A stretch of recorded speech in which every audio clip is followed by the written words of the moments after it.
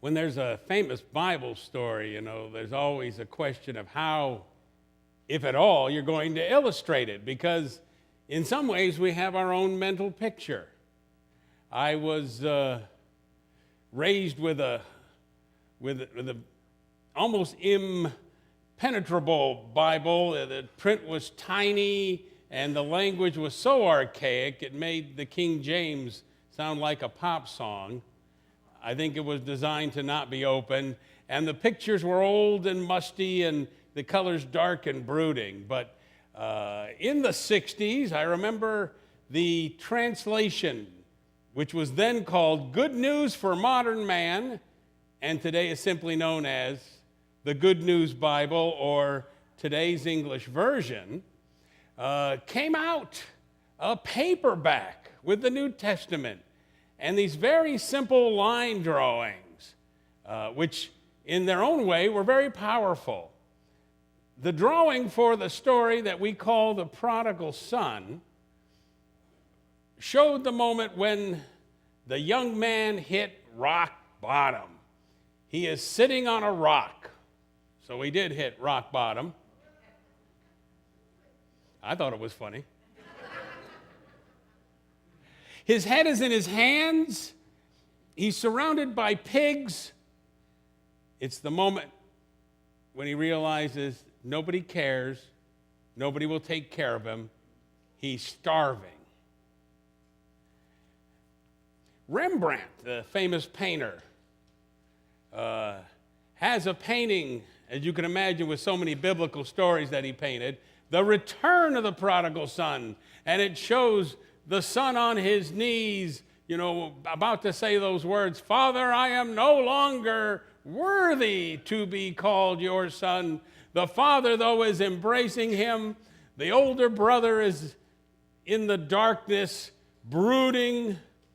The Christian theologian Henry Nouwen was so taken with this painting that he wrote a whole book about it, interpreting the story of the prodigal son through this painting.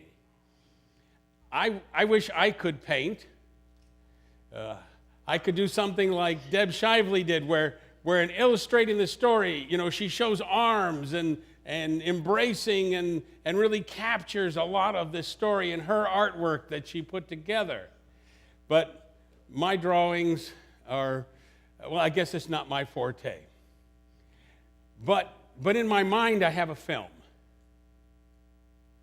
Now, I don't have a film to show you because films take financial backers, they take a script, actors, they take equipment, camera equipment, they take millions of dollars. So I thought that's going to really appear on the line item in our budget if I try to get away with it, and I think we start talking about the budget this fall. So I decided not to make a film, but I'm going to tell you about the film, because although most of you don't think of me as a farmer, and you're right, I'm not, I have walked around farms in what filmmakers call the golden hour, right before and right after dawn, when everything is transformed. It's in the Central Valley of California, which is really one farm hundreds of miles long. There are hills that feel as old as the world itself. People get out early and walk around. There's always chores that have to be done right away, and then you got a little gap before it's breakfast time. And it's a moment of spider webs and dragonflies. It's a moment when everything comes alive and you begin to see that every tree and every plant has a personality. To walk around an orchard before the sun comes up, but there's enough light to see, is to see it transformed. And you understand why ancient people thought that the trees themselves were like gods and that there were spirits inhabiting them. Later in the day, you walk that same landscape, and And with the heat of California, it begins to shimmer. It begins to take an otherworldly aspect, almost as if you can feel the vibration of things growing right before your eyes. Feel it under your skin and know that something wonderful is happening. I would be showing this California farmer with his old hat. You know, he always got an old hat. It's a little shapeless. It might have one time had the name of the feed mill, but since you don't wash it that often, if at all, it's kind of invisible. And you know, your boots that are good take a while to break in, but you need them because every footstep kicks up a little dust, except where the water goes, and then you have the solid earth. And I imagine this farmer walking.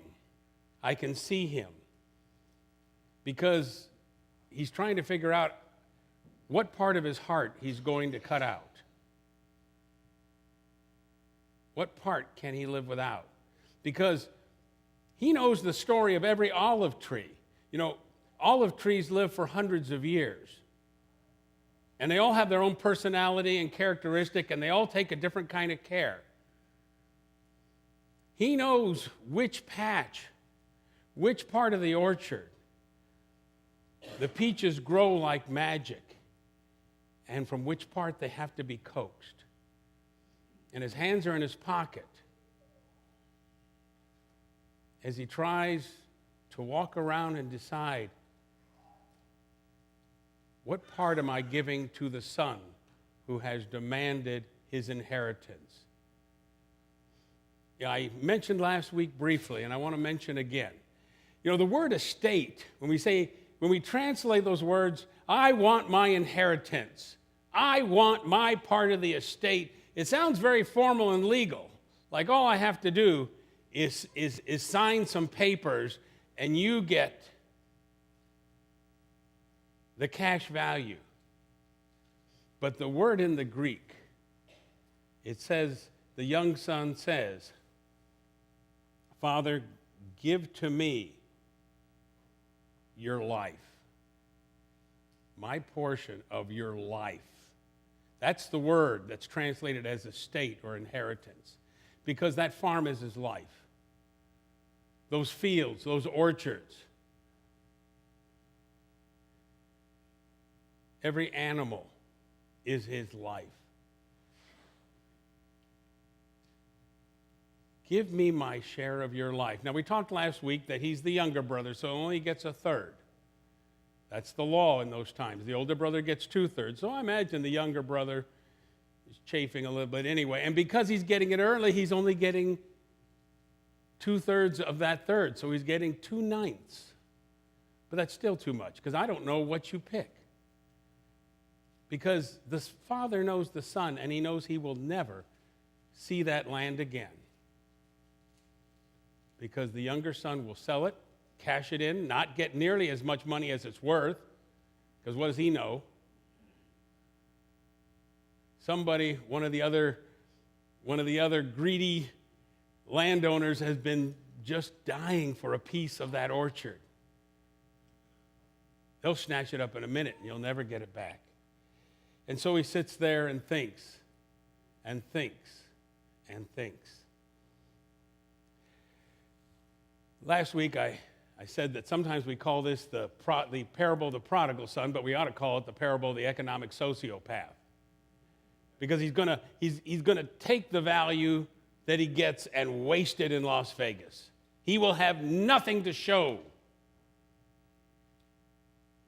Not even a new pair of shoes for all that he spent. What do we call this parable when we see it through the eyes of the Father? Because this is the genius of Jesus, is he has given us a short story in which all the characters are memorable and all very human. Some have said that this should be called the parable of the loving Father, or the compassionate Father, the forgiving Father. And of course, all those wonderful titles come from the fact that we just cut to the chase and say, well, the Father is like God, so of course he's always ready to forgive us. You can come back home. It's great.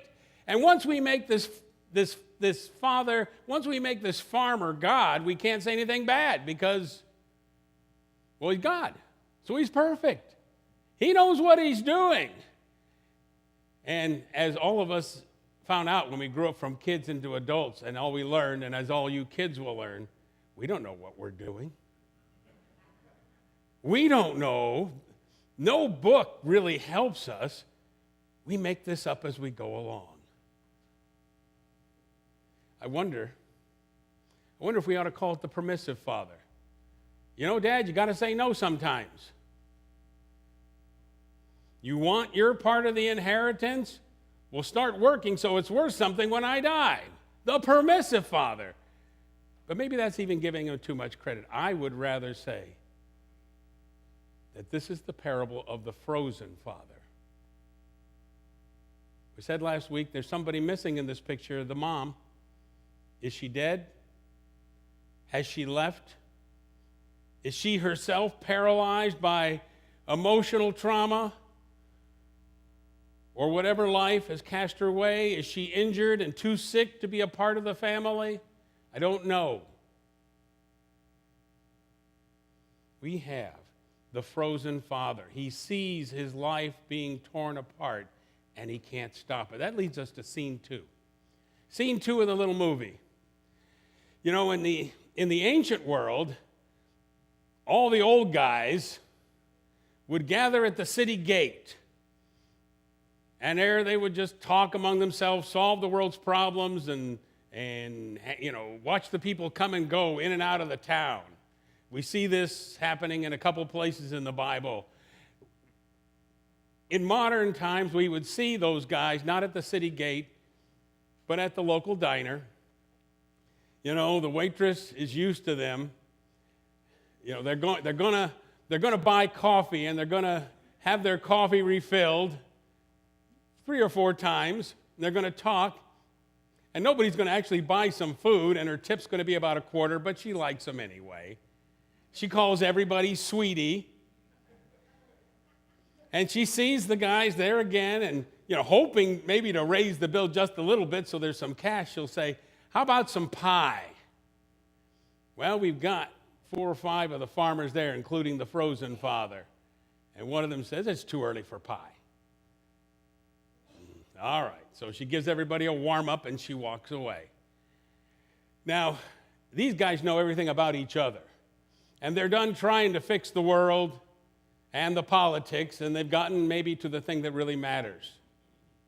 So what's this I hear, says one of them, about your younger son wanting his portion of your life? Probably a long pause. Well, it's true. Well, he sure has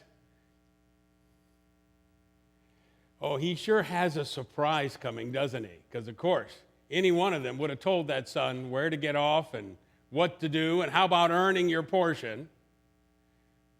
But the long silence that follows tells them that the father is thinking about it.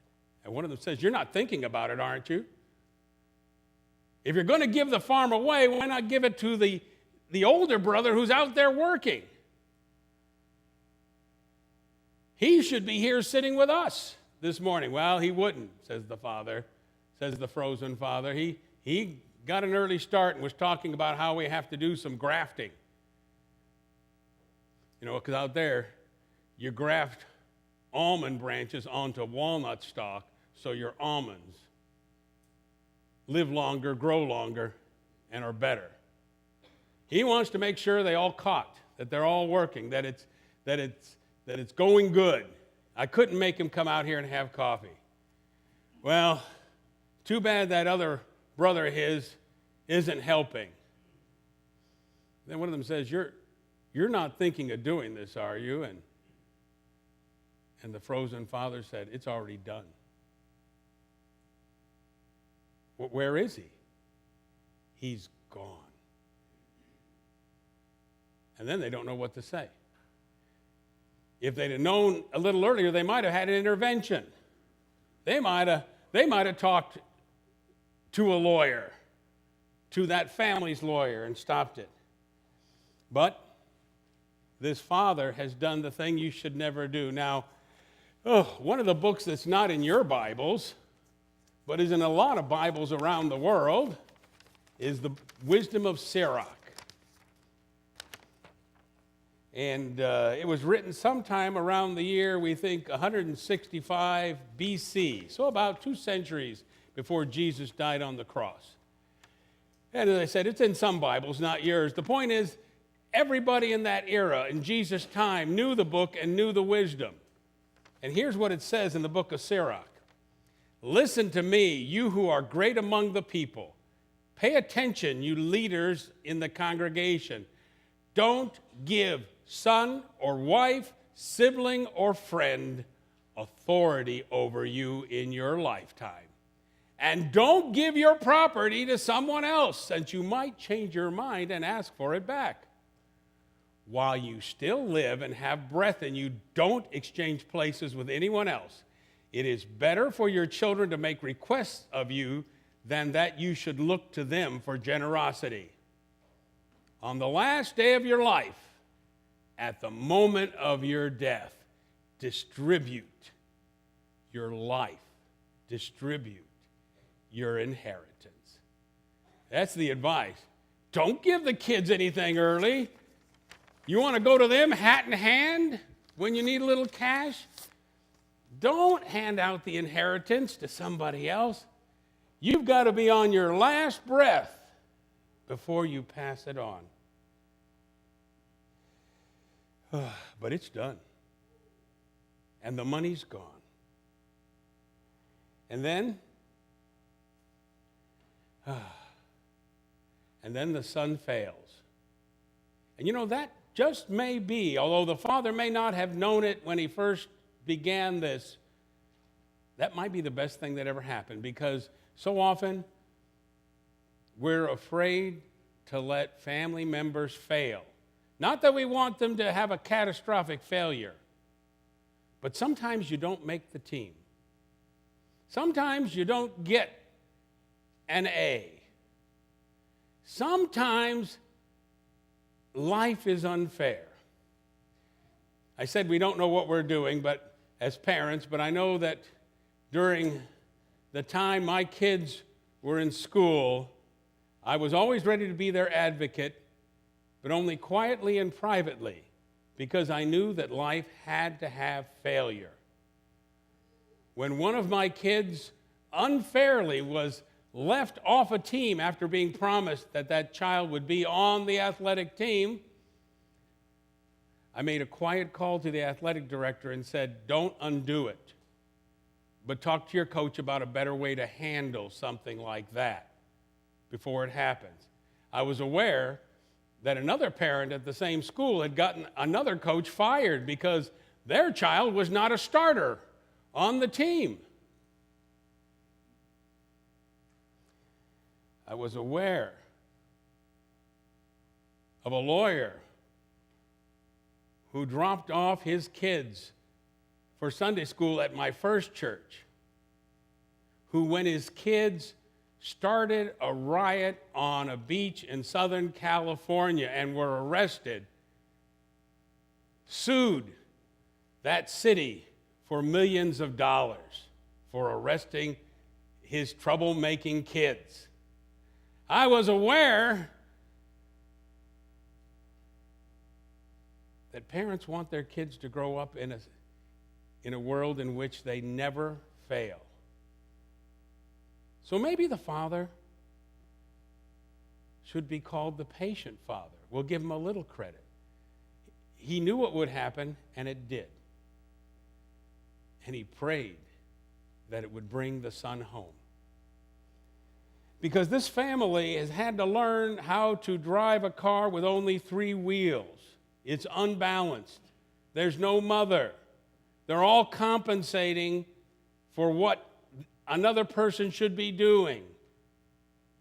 They're spiraling out of control. And sometimes you need to crash before you realize cars don't work well with only 3 wheels.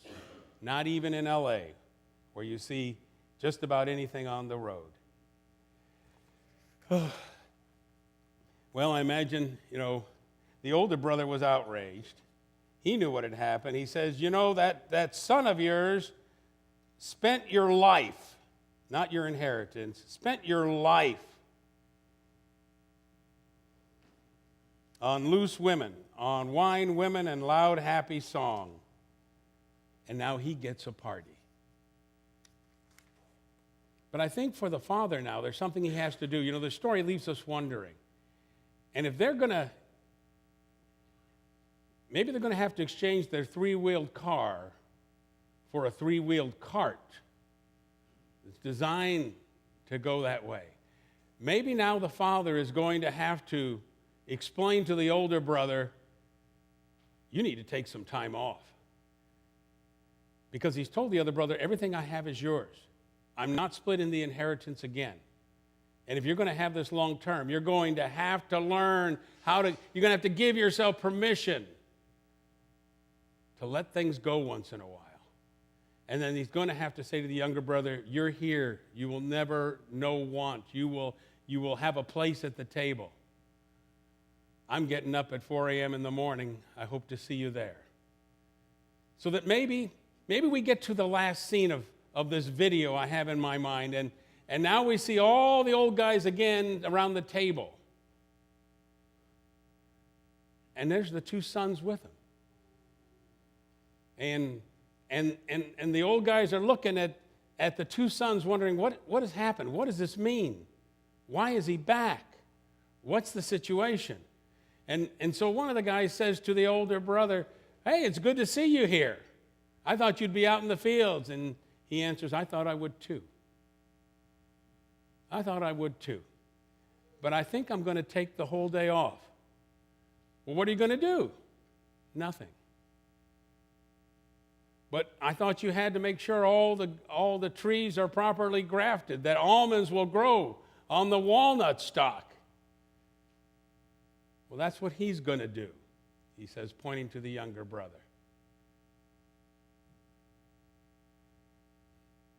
Another farmer says, well, what do you know, to the younger brother? What do you know about almonds? And the younger brother says, not much. But I guess I can learn. In the meanwhile, I'm going to nurse this coffee long enough so I don't have to go out for another hour or so. They're looking, trying to figure out, is something new? How do we deal with something new? People don't like new things. When Jesus healed a man possessed by a demon, they asked Jesus to go because they didn't want to have to deal now with somebody who had been healed. We don't like people to change. We want them to stay villains. So there's this long, long pause. Finally, the waitress comes over. Says, anybody need a warm-up? And one of the old farmers, looking at the younger brother and the older brother and the father, trying to make sense of it, says, oh, skip the coffee. Pie for everybody. It's never too early for pie. And folks, maybe that's where the solution lies. Maybe we need, if we've been working too hard, to treat ourselves a little better. And maybe we need to open up space so those who are not succeeding have another chance to fail and learn and grow. I don't have an ending for the movie yet, but Jesus didn't have an ending for the parable because he left it in our laps. The compassionate Father, the loving Father, the forgiving Father, yes, the frozen Father, I'm sure, and the patient Father. God is patient with every one of us. Each one of us here has the blessing of one more day to get our act together. God takes this great risk by giving us free will and the possibility of failure.